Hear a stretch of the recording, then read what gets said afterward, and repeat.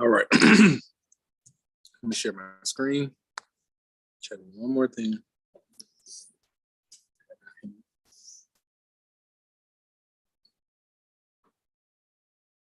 See in the chat. Okay, yeah, just remind me towards the end of class. Screen. Start the broadcast. Okay.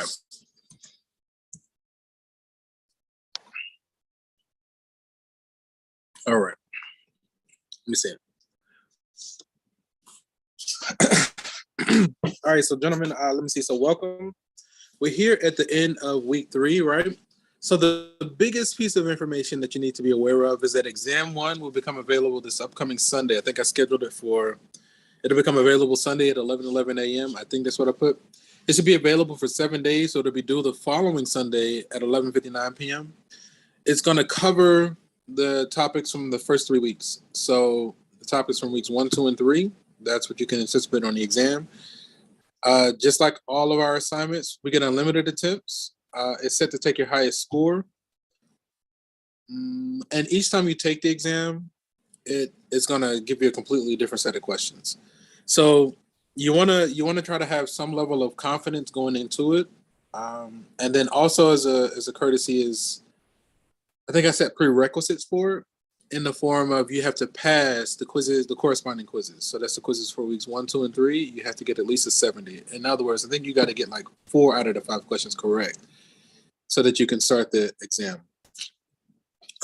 You can work on any assignment past the due date. There's a 10% late penalty, and everything will be available all the way up until the hard deadline, which is that Friday at the end of week of finals at 11:59 p.m. Okay. As usual, this class is remote, online, asynchronous, so that what that means is that once you get your attendance credit by gaining access to the Zoom call, like you've already done right now, you're not obligated to stay. You can just leave. You don't have to announce anything. You can just turn it off and it's okay. The intent is for class time to be an opportunity for us to just connect. And I'm really using it as office hours. I just fill the office hours by one day I'll go through the lecture. Another day I'll go through the homework as much as I can. But if you have specific questions from, any assignment, we can talk about it. Also, it's a good idea to try to attempt the exam in advance. And if you get stuck or if anything is not clear, when we meet next week on Monday and Wednesday, I really just take attendance on those days and I sit on the call and I'm usually silent and I just make myself available for questions. And so you can ask me questions about anything that's on Pearson. I mean, even an exam that you're working on, because everybody has a unique exam. And so next week I'll just be on the call for questions, like get your attendance credit. And, I'm not going to be really talking about stuff like that next week. But for today, what I would like to do is work through as much of the homework corresponding to, I think it's section 1.3 as possible. Does anybody have any questions that they'd like to ask or anything? All right. So let's hop over. Let's hop over to Pearson. Let me pull up you guys. I think I get rid of this. Let's go back to my courses. College Algebra 1. This is what, the 2 p.m. There's 9, there's 2.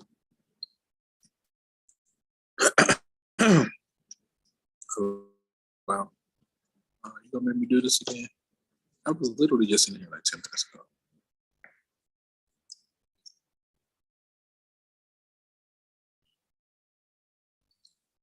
This one. 2 p.m. is this one. So I see that 14 students. How many students do we have here? 2, 4. If I check the Zoom, okay, it's about 14.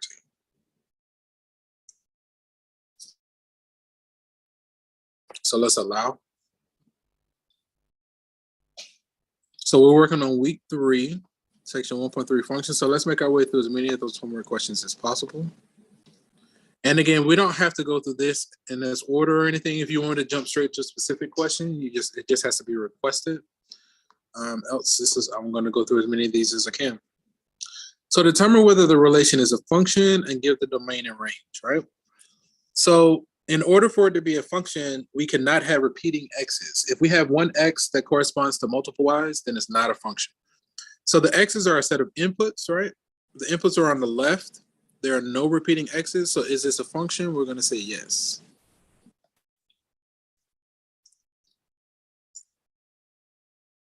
The domain is going to be a set of inputs. Let me change the setting. So the domain is a set of inputs, which is 13, 18, and 11. So I'm going to type, so can I just type it here? 13, 18, and 11. I think that's a little bit better.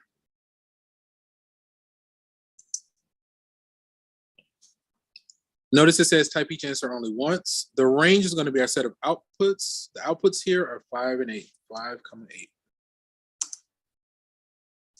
Okay. And again, if anything is not clear, just feel free to either unmute yourself or type in the chat. Just get my attention and we can talk about it. The domain is going to be a set of inputs here. So there's going to be, it looks like it's -3, -2, -1, 0, 1, 2. 0, 1, 2.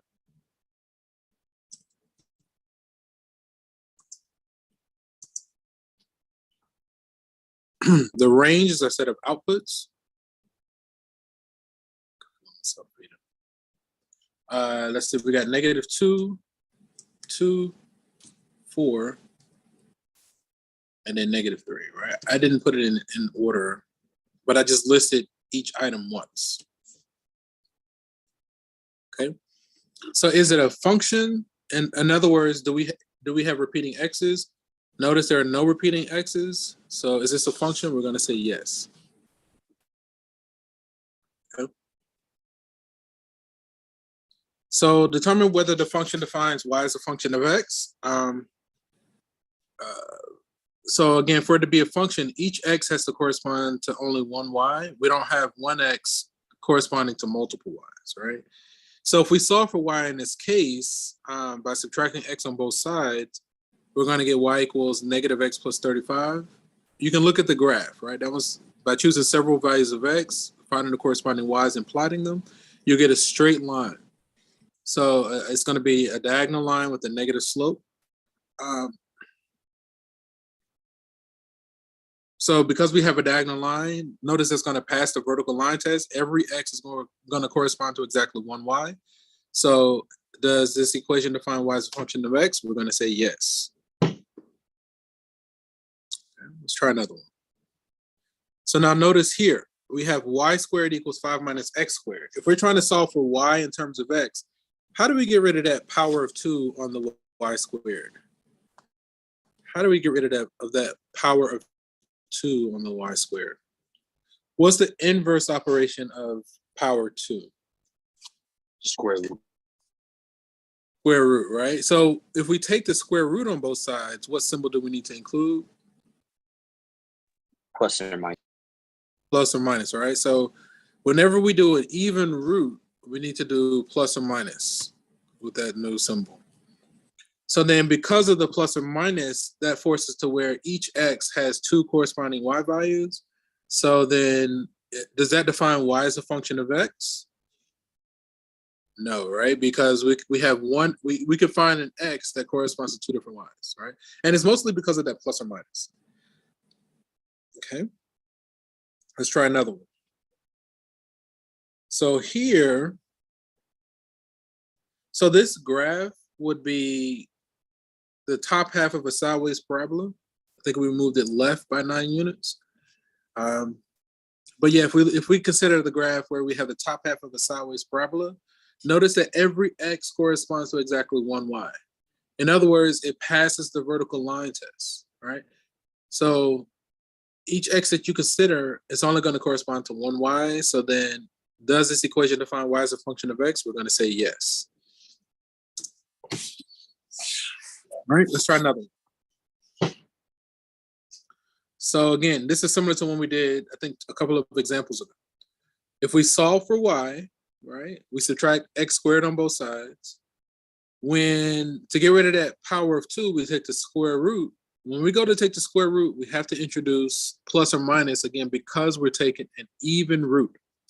So if we do like a square root or a fourth root or a sixth root or anything like that, an even root, then we have to do plus or minus, right? So because we have that plus or minus, does this equation define y as a function of x? We're going to say no.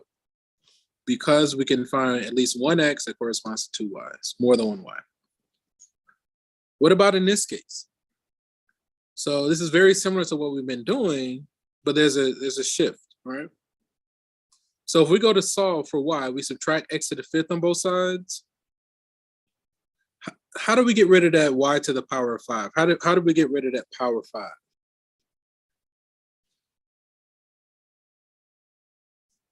So I think in the previous example, we had y squared. So we took the square root. So since we have y to the power of 5, we would take the fifth root on both sides. Because we're taking the fifth root, do we need to include plus or minus, yes or no? Yes. Remember what we said a moment ago? We said we need plus or minus whenever we take an even root, right? So this is an odd root. So because it's an odd root, we don't need the plus or minus, right? Because we don't have the plus or minus, then for that reason, we're going to say that this function defines y as defines y. This equation defines y as a function of x, right? So let's final check. And, you know, say you're working through this on your own and you're kind of stuck, view an example is always a good idea, right? They'll give you the details behind it. Now, given this function, we actually evaluate at these several functions. When we submit our answer, it needs to be an exact answer using radicals, right? So I'm going to do a quick demo on using a TI-83 plus on something like this for a good amount of these parts, right? So I want to put in the function that we have, my y equals. A function is going to be x divided by the square root of 9 minus x squared. Okay. So I'm going to quit because the function looked pretty good. So then I want to call in the function that I just entered, right? So on the right-hand side of the calculator is a button that says clear. To the left of that is a button that says VARS for variables. I'm going to click on that button. I'm going to go to the right to go to y variables. I'm going to click on number 1 for a function and number 1 again to call in the function that I typed in. All right. So now for the first part, it wants us to evaluate this when x is 0. So I'm going to do parentheses 0. Now, if we did it by hand, if we let x be 0, that's going to be the square root of 9. We're going to have 3 divided by the square root of 9, which is ultimately 0, right? So we're anticipating this result to be 0, and we got it. Okay. I'm gonna hit 0, enter. Yeah, I just ate lunch. As some said, just wait until you're done teaching. It's okay.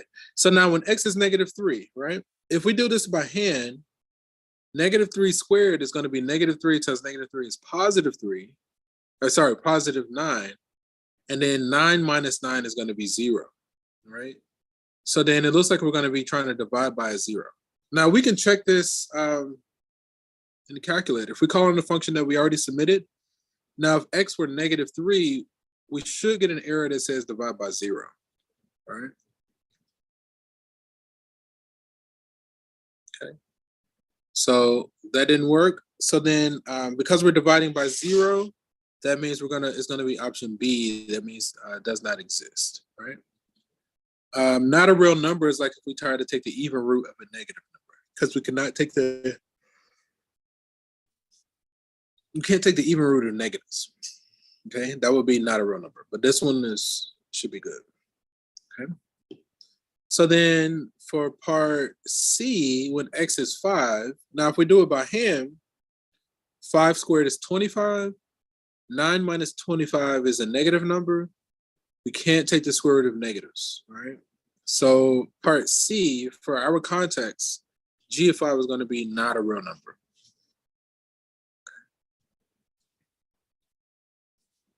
Now, I think when x is 4/3, let's see what happens if we put it in the calculator. So if we let x be 4/3, we should get a long decimal. But the instructions say type an exact answer using radicals as needed. So we can't submit that if we want it to be correct or to get credit for it. So we're going to have to do this one by hand. Let me go like this. No, I get so sleepy at this hour. Not hour, but just after lunch, trying to do this. Like I'm best first thing in the morning. Come on. This. I've always been like that though. Even when I was a student at Morehouse, like I would wake up at like whenever I just naturally wake up in the middle of the night, and then that's what I do. That's what I would do all of my work for the most part.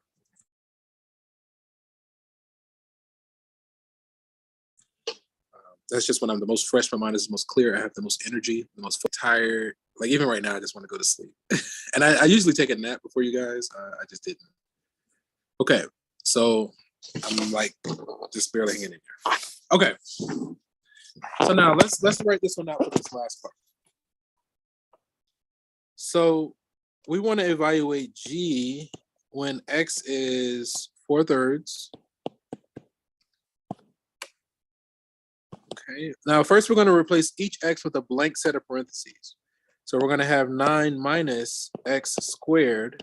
That's inside the square root and it's under X, right? So we replace each X with a blank parentheses. Then we plug in our substitution or the number that we're evaluating. So we plug in 4/3. Okay. So then if we evaluate, 4/3 times itself is going to be what? 16/9.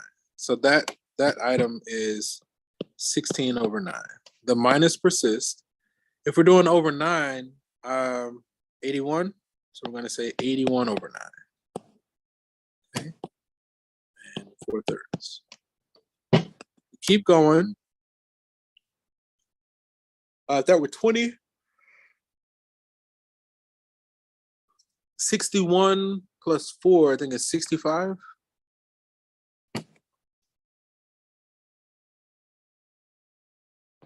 (65/9).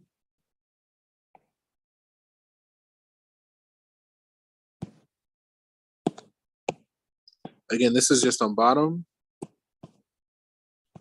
And the top is still 4/3. Okay. So then when we have one fraction divided by another, we can use a technique called keep, change, flip. All right. Again, when we have one fraction divided by another, we can keep this fraction as is, change division to multiplication, and flip this second fraction. So then after doing that, we get the following. 4/3 times the square root of 9. So you can pass the radical. You can get like the square root of 9 over the square root of 65. What is that? A 113? So 5 times 13? Okay. Yeah, all right. So then the square root of 9 is 3. So these guys cancel each other out.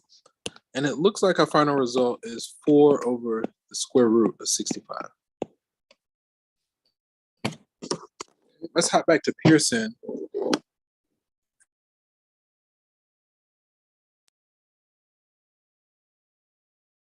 And submit that result.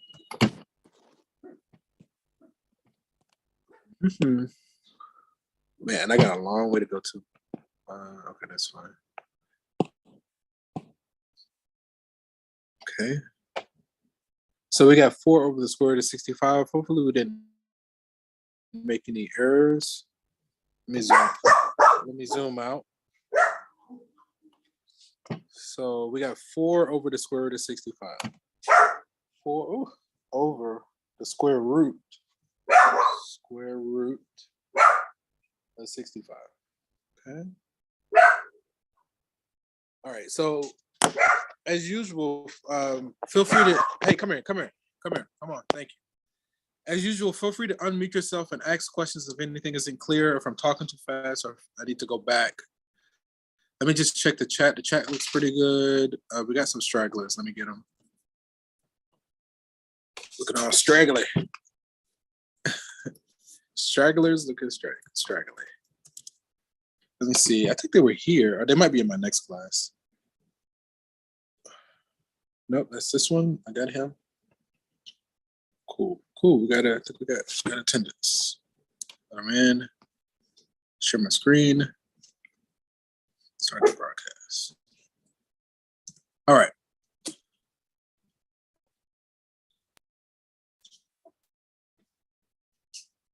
Whew, okay.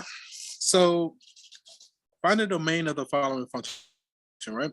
So in general, the domain, there are like two main cases that pop up when we're working like domain questions.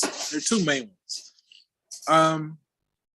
One of them is when we're talking about rational functions, such as this one. For rational functions, the domain is all reals except any x that makes the denominator 0. Right? So we need to find what value of x makes the denominator 0 here, which is going to be -6, right? So if we plug in -6, we'll get a 0 denominator. So for this one, the domain is going to be all reals except -6. And then the other case is called, is for like basically square roots or even roots. We can't take the even root of a negative number, right? So that domain has to be greater than or equal to 0, right?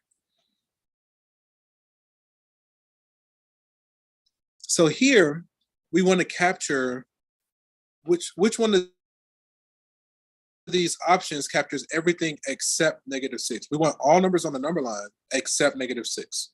Is it A, B, C, or D? That makes me think. Okay. I'm gonna try to do something really quickly. So just to get a little bit of feedback from you guys, just to make it a little bit more interactive. Oh, my screen sharing was over? Okay. Yeah, you gotta let me know if that's not working or something. I want to start a poll, if I can. Here it is, polls or quizzes. I want to edit, so I know it's gonna open this up. And this will be called just general multiple choice, right? Which choice is correct? Okay, and then we're just gonna call this. Can I edit? Do I need to delete these guys? Okay, there it is. Is it A? Is it B? Is it C? I'm gonna just, usually it's A, B, C, or D. And just for good measure, I'm gonna put E. Sure, that should be enough. Let's go ahead and do one more, just to have some fun. I don't know. We'll see what happens. This is a bit overkill. Okay. Let's hit save. All right. Let's try something. So we're going to launch the poll, right? And let me share my screen. So there is a poll available on Zoom. And if I share my screen, right, we can actually get some feedback. Start the broadcast. All right. So what do you guys think? Where'd it go? This one, right? So there should be a poll available on Zoom. Which is the correct choice? Is it A? Is it B? Is it C? Is it D? If we want everything except -6, which one is correct? Right. So if we go to Zoom, that's fine. Now where is my poll? Right here. D, right? Oh, we only got one taker. Right, but it's not D. Oh, now we're getting takers for A. Okay, now I think you can always change your answer too for this. All right. Can somebody explain to us what's the difference between A or D? What's the difference?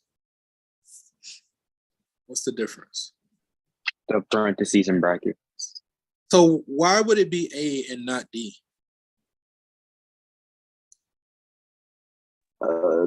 For A, the parentheses means it's still going, and then for D, the brackets means that it stops at -6. Okay, that's pretty good, right? So that's essentially it. Where the parentheses means we get really, really close to that number, but we don't include it. Versus the square brackets, as in part D, means not only do we get really close to it, but we do include it. But for our question, we want to include all numbers except -6. So the only one that includes all numbers except -6 is going to be A. I think D, that's the only difference between A and D, right? So D was off. Okay. So it should be A. Let's submit A. And this poll is live. Let me see if I end it. Can it clear the choices? I just want to clear relaunch, right? Launch. Cool. Okay. So we're going to check this result. And if maybe we might get another one that's multiple choice, and then we can get some live feedback, right? So this one's not multiple choice. So I'm just going to end the poll for right now. Okay. It's interesting. Can we get it smaller? Ooh, I like that even better. Okay. So we got a poll now. So that way we can get feedback, right? So find the domain of the function, right? Let's write this one out because there's some different concepts going on here. So let me start by zooming in some. See, I ate some dairy and just, it's like clockwork. If I eat dairy, it's instant mucus. I know that's gross, but I'm just gonna say this. It's a little bit controversial, but I'm pulling from Dr. Sabi, and this is like researched. His whole philosophy, he was like a naturopathic doctor. His whole philosophy was, or is, if you're trying to heal the body, you gotta get the illness out. And the illness, he was like, basically the illness lives in the mucus, right?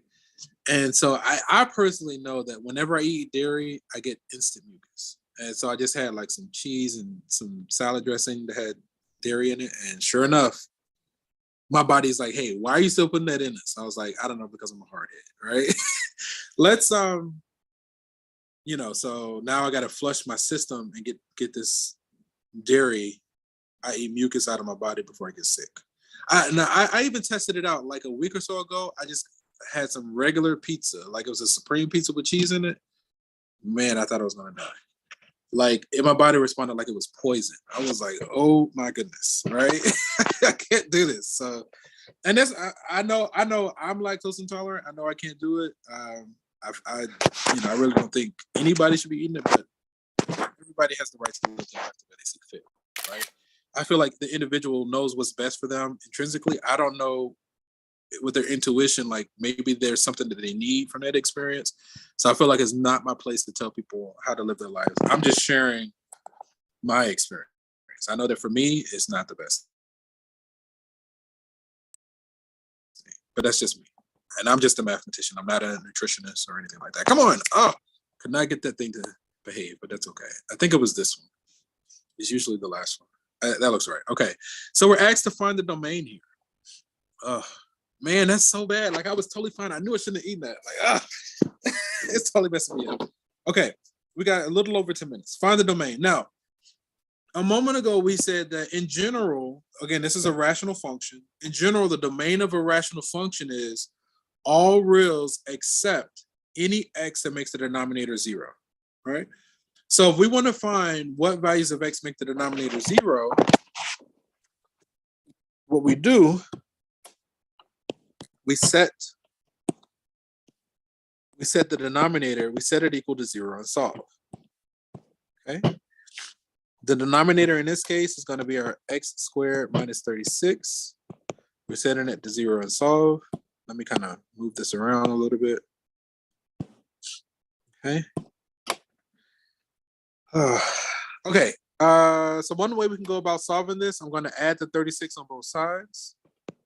So then on the left, we have x squared. On the right, we get 36. Then I'm going to take square root on both sides.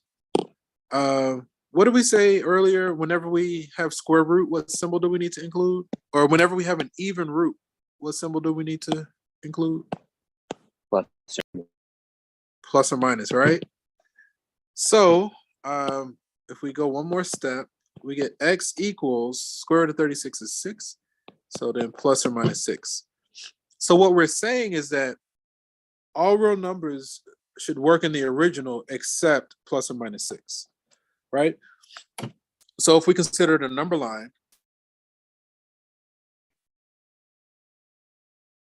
where this is our positive x in this direction, say here's our negative 6, here's our positive 6, right?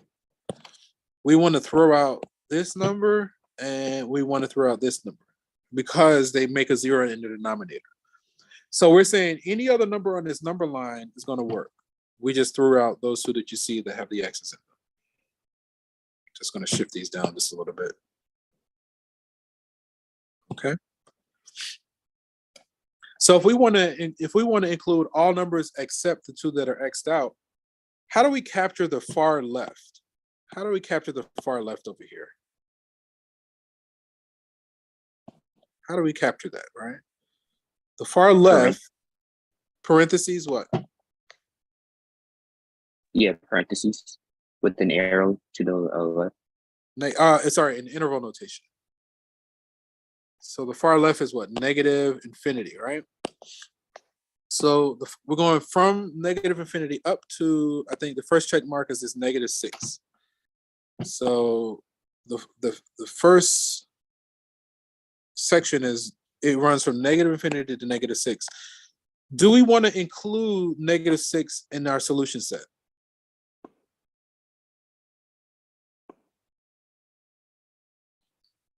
Do we want to include the negative 6? Right. I think we said no because it makes a 0 in the denominator. So because we don't want to include the negative 6, what kind of grouping symbol does the negative 6 get? Parentheses. Parentheses, right? Okay, how do we capture all the points here? If all the points on the left-hand side were negative infinity to negative 6, how do we capture all the points between negative 6 and 6? Union symbol. Okay, union, and then how do we write that in interval notation from here to here?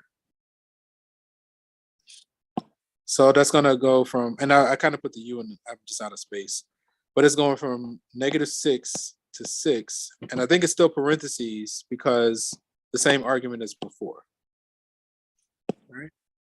And then another union. What about the right-hand side? How do we capture this region?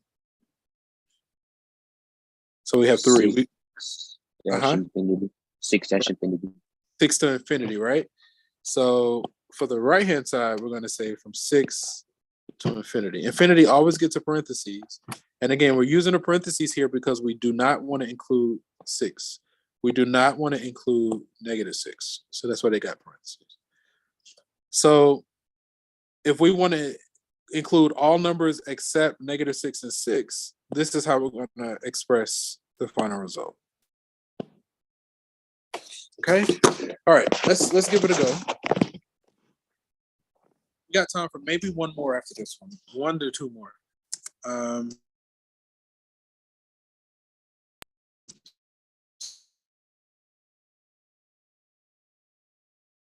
So we're just throwing out negative 6 and 6. We want this guy right here. Come on. Notation. Again, everything except negative 6 and 6. Okay. So I think I got to hit the X in here. So I'm going to first type parentheses, negative \INF to get the infinity symbol. So we're going from negative infinity to negative 6. For the union symbol, I'm going to hit \cup, C-U-P. And then we went from negative 6 to 6, cup. Then I think we went from 6 to infinity and beyond. Okay. Thanks for that. She said, you're welcome. Okay, let's try another one. Yes, let's talk about this one. Okay, let's do something similar to what we did before. So let's get over to, let's get a copy of this first before we explanation mode. Come on. And then this one. Okay. Actually, let's cut that down.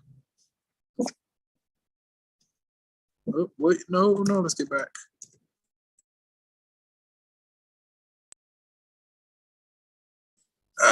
Darn it. Come here.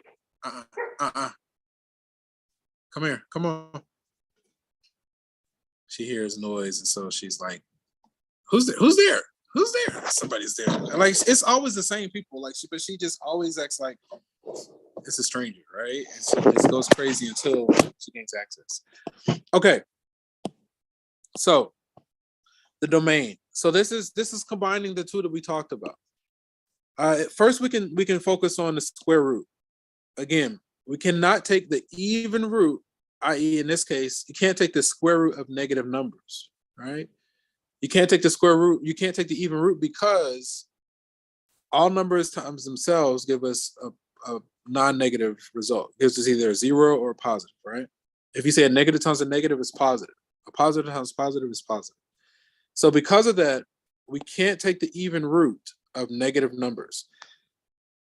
So normally, if we just had that square root by itself, we would have to say x, hang on. We would have to say x minus 5 would need to be greater than or equal to 0. But there's an added stipulation. Because this square root is in the denominator, we can't divide by 0.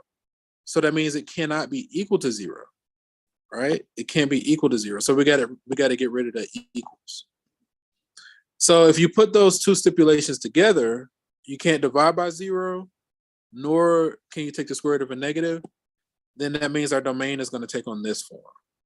X minus 5 has to be strictly greater than 0. If we go ahead and solve this inequality, we add 5 to both sides. We're going to get x has to be strictly greater than 5. Okay. If we look at this 5 on the number line,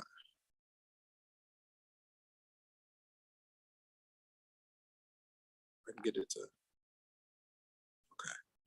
So the positive x is in this direction. Here's our 5. So if x is strictly greater than 5, are we talking about the numbers to the left of 5? Or are we talking about the numbers to the right of 5? To the right. The right, right? So we're talking about numbers in this direction. Do we want to include the 5 or no? No. We do not want to include the 5. So because we do not want to include the 5, does the 5 get a bracket or does it get a parentheses? Parentheses. It gets parentheses, right? Right. So that's what we want to capture. So then based on the blue, our far left is going to be parentheses 5. Going off to the right, we're going off to positive infinity. Infinity always gets a parentheses. This is our result here. All right. I feel like I got a little bit of a second win. My system. I don't have nobody to blame but myself. We're going from 5 to infinity. I need to be accountable for myself, right? I can't blame others for what I'm experiencing. If I don't like my experience, it's up to me to change my thoughts and actions to change my experience, right? It's not my parents or a girlfriend or children or students. I can't blame nobody else for what I'm experiencing. It's up to me, right? But that applies to everybody. That's called accountability. You got to be accountable for yourself. You can try to help others, but at the end of the day, there's only so much you can do for others. They have to, at some point, everybody has to become accountable for themselves and not only take care of yourself, but do the best you can for your, fellow mankind. But then when things happen in your life, it doesn't serve you to blame anybody else. You have to take ownership of what you're experiencing. And then if you want to change your experience, you got to change your thoughts and actions. Change your thoughts and actions. So for the domain here, type your answer in the interval notation. We said it went from 5 to infinity. Like how Malachite is annoying me, my dog is annoying me with the barking. It's not her fault. I can get mad at her, I can yell at her, but it's not her fault. Right? 5 to infinity. She's just doing what she's programmed to do. Let's try that again. INF. We said we don't want to include the 5. Let's go with it. All right, what's the time? We are out of time. Okay. So as far as updates go, I know I've said this before and I just haven't done it. I'll get it going. But basically everything that you see me writing, I tend to make it available and it will be live. Like the link is already there. I just need to load the documents. But everything that you see me writing, I'll make it available. My intent is to make a student version of the notes available in advance, right? So all it is, it's the same information, it has all the details. And then when you get to the example, it has the question but no answer, right? So it's almost like a worksheet. But the recommendation is to attempt the examples that's in the student version of the notes. Try it yourself with minimal support. See how far you can make it. And then once you've made it as far as you can, then that's the ideal time to, open up my YouTube and find the corresponding lecture. And then you should be able to follow along with the student notes and the lecture, right? And then you can fill in the missing details. Every time we meet, my intent is to share a copy of the instructor notes for that corresponding section. So, with each passing week, I'll make the instructor notes available for the sections, and then you can start to fill in some of these details.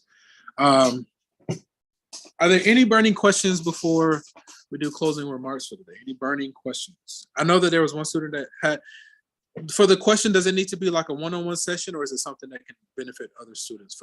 I know there was a request for questions at the start of class. Does it need to be one-to-one or is it okay if we stream it for everybody? Okay, I don't know if that student is still here or not. So aside from that, are there any burning questions? Going once, going twice? Okay. So exam 1 to become available this Sunday. There are prerequisites in order to access it where you have to pass the corresponding quizzes for weeks 1, 2, and 3. It is recommended that you start on the exam as soon as possible. And then next week when we meet, I'm just going to be on the call to give you attendance credit and to answer any questions that you have. I'm just going to sit on the call and answer questions, right? But you can work on your exam during class. You can ask me questions from your exam or quizzes or homework or anything. You can ask questions from anything that's on Pearson next week, right? I mean, at any time, to be honest. I can't think of anything else. I think that's the pertinent information. If there aren't any other burning questions, we're going to end the session here. And from one beautiful mind to another, enjoy your weekend. Okay, guys, take care. Peace. Excuse me. Yes. Thanks, Professor. My pleasure. Thank you. Yep. Thanks, Thank you. Professor. My pleasure. I texted you in the chat.